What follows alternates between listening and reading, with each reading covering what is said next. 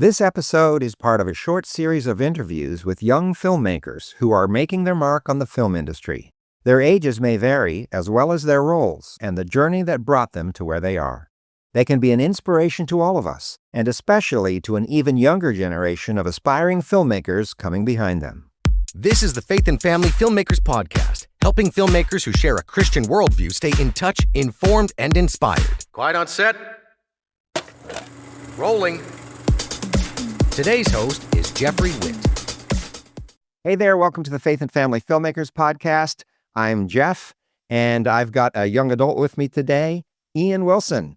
Ian is just a follower of Yeshua who wants to make cool movies that he'd actually want to sit down and watch. And whether it's directing, acting, or anything else in the film industry, he wants to make cool stuff and just give God the glory. Welcome, Ian. Hey, thanks for having me on. Well, we've known each other for a while, met at Content. Officially. Yeah, that's true. You've also been a part of our producers program, so we've had a bunch of contact here and there, and it's great to have you involved in our weekly meetings. So it's good to finally get this chance to sit down and share what's going on in your life with our listeners. I know, right? Yeah. So let's start by talking about your journey into filmmaking. Where did this all start for you? Yeah, when I was younger, I was in a lot of stage productions, mainly through church, but that's kind of where I had my roots.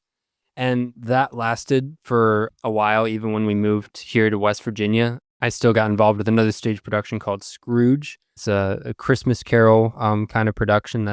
I did that for like 3 years, and that was like my wrap-up stage production time. And it was in that time, like 2016, that I started my YouTube channel. I had no goals in mind for it. I just I see people making videos. I'm like, I just want to shoot something and just put it out there. And it was the most ridiculous video you could think of, but I put it out there and I kept doing that. And I'm like, I kind of like doing this. This is kind of fun.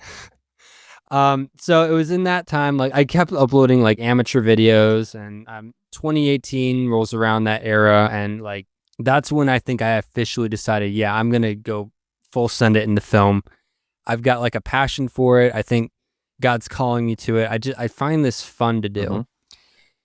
So it was like 2018. I guess I made like the first somewhat solid short film. It was like extremely amateur still, but I put my first short film out there called Kidnap Mystery. I just got my friends together. I got my brothers and my dad to help me out with it, and I just threw it out there. That was when I was in a course at the time that didn't really teach me film per se, but it kind of taught me the history and how the cinema world came to be. But I sort of moved on from there, kept making like amateur stuff. It wasn't until I got involved with an academy called Tomorrow's Filmmakers that I really actually started to make a turnaround. And I think a lot of your listeners may know what Tomorrow's Filmmakers is. It's like one of the largest filmmaking academies that's online. It really helped me understand like the basics of film technicalities, so to speak, like what camera to use, how to work with your sound, like how to plan for a shoot, so to speak. And this was like very basic stuff. This wasn't like top-notch film level stuff, but it got me an understanding. It was in 2020 when the world was completely shut down that I really started to like change the quality of what I was doing. It really started like to noticeably change. You all remember 2020. It wasn't until 2021. Actually, it was shortly before 2021. I was just talking with God. I'm like, okay, if you really want me to pursue this as a career, could you please put me with people who are doing the same thing? And it wasn't until months later, I was actually planning to make like a threequel for Kidnap Mystery, like the amateur series that I started with. And funny enough, I put a casting call out on Christian Filmmakers, that Facebook group, because I'm looking for a female to play this one role. Of all people to reach out to me, I get a comment, or a message from Sheila Munger. I think some of your listeners may know who she is. Right. Of all people, she directed the Princess Cut movies and wrote them with her husband. And Princess Cut is like Ashley Bratcher's first movie that she was in.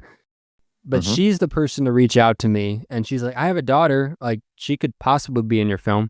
It was a long story short, but we got to know each other a little more, and like the whole thing with her daughter coming on my film ended up not working out, which honestly, in the end, God kind of like led me away from doing that film and completing it, which, it would have wasted a lot of my time if I would have gone through with it. But that's another story. Sheila felt bad for like having to back out of the project, but she was like, why don't you come on a film set with me? Oh. And so like for a few weeks, I went down to North Carolina, and she was basically like my set mom mentor, and she kind of like looked after me, so to speak, when I was on set with her and offset. And that's how I got started in this professionally. And then, from there, the rest is history. There's a lot of other stories I could go into, but that's basically how I got started. So tell us about some of the roles. I know you primarily identify as an actor and a director, but I believe you also do some writing, some editing. Tell us about what you do. Yeah. So obviously, short films that kind of have to do everything. When you're like super indie and on YouTube and whatnot, like you kind of pull many hats at once. But yeah, writing is something I've been doing for a while, even if my first few projects weren't very good. That's the way everybody starts, right? You got to start with project one. Yep, absolutely. So yeah, as time went on, I got a better understanding for the craft of writing. I'm not saying I'm like a professional at writing or anything like that, but I feel like I've gotten way better than I was like 5 years ago, for instance. But yeah, like editing, I kind of had to teach myself that too, because when I started YouTube, I didn't know like what I was doing. So I'm like, oh, this does this, this does this. So it was kind of that line of steps I took. And like, I've been doing it for 8 years. I kind of had to learn things on my own. I mean, sometimes I'd pull up a YouTubeopedia to learn a thing or two that I'd need to. That's kind of been my editing and writing journey.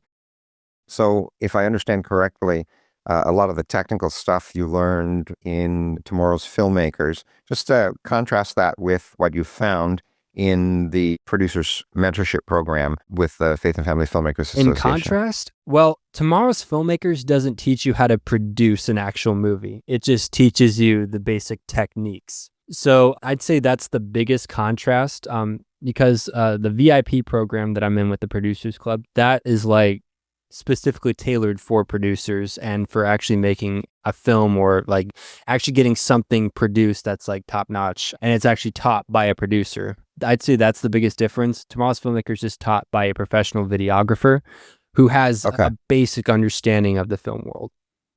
Tell us about some of your goals. What is ahead for you? What are you looking to do? What are your hopes? I'd love to get married.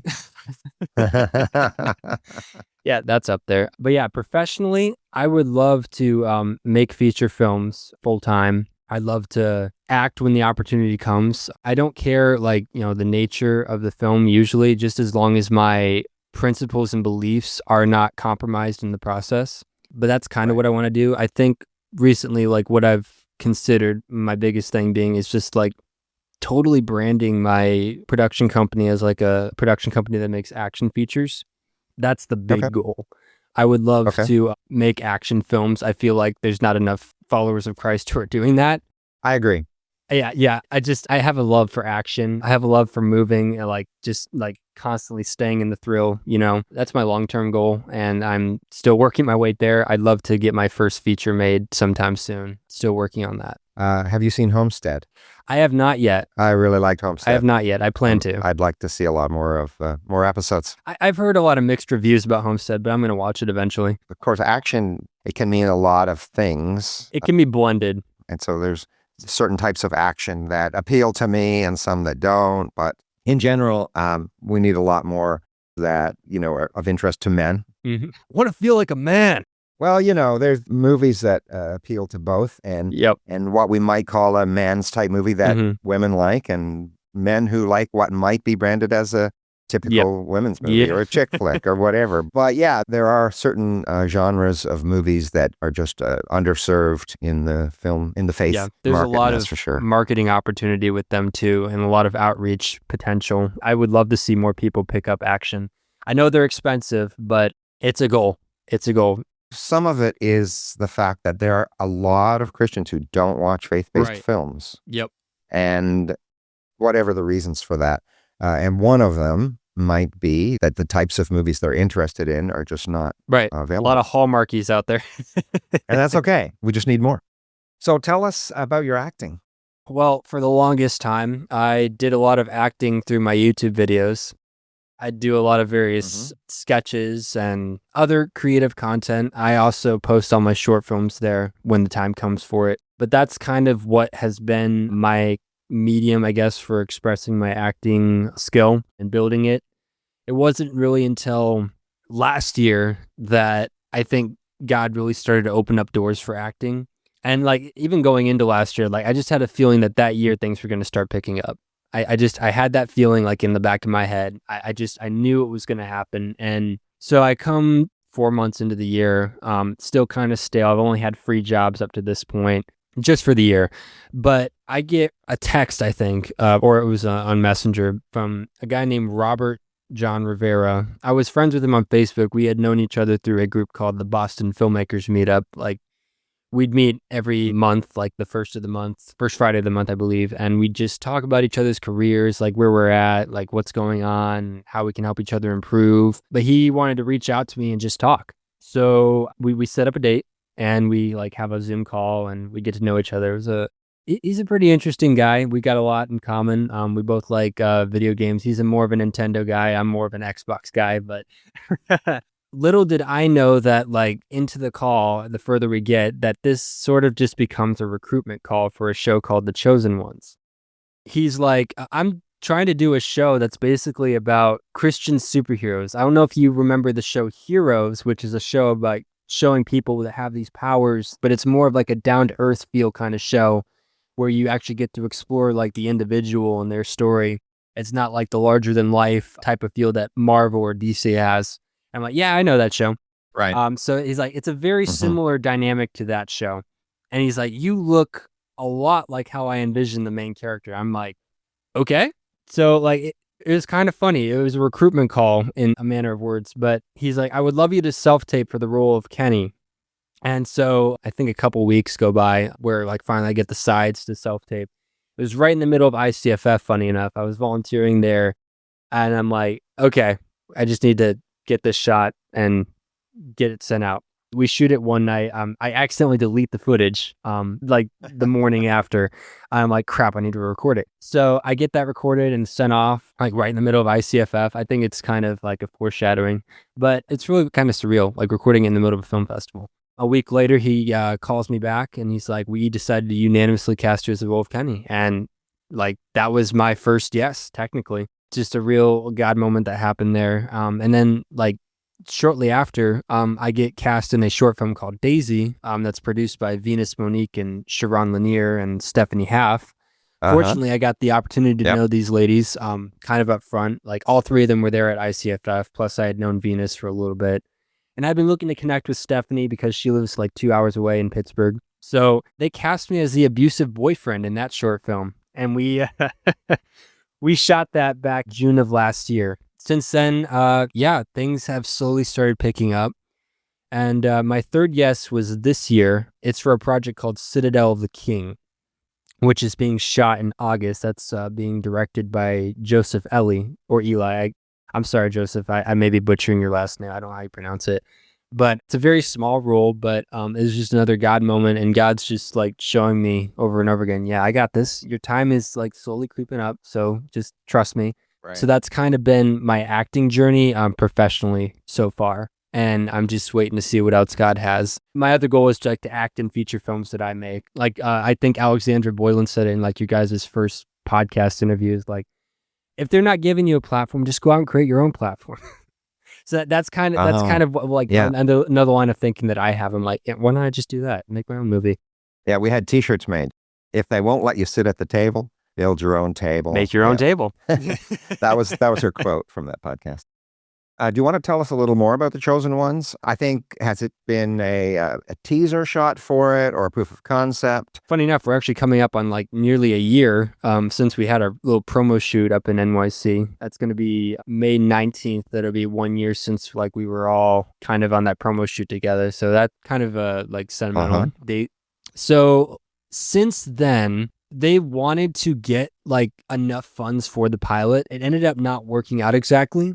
That's just how the indie film business works. Like nothing's guaranteed. It's very hard to like raise funds. It's not easy and it doesn't come quickly. Yeah, exactly. So since then, I think it was like in the fall of last year that Robert and the team decided that, okay, we're going to just try and shoot scenes from the pilot and put together a sizzle reel that we could take to investors and pitch to.